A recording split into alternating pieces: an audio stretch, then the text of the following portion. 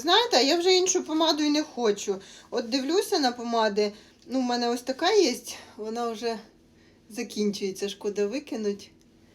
Але і така. Вони кажуть, по 400-500 гривень. Ну, справа в тому, що вони не витираються. Оця ось закінчується і вона якась, ну, вже трошки береться отак. А ця,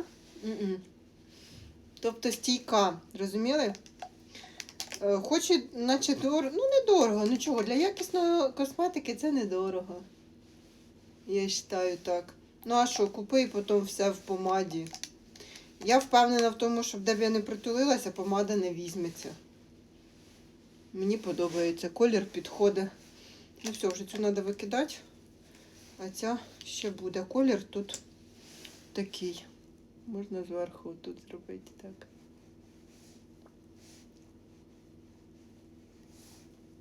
Мені подобається.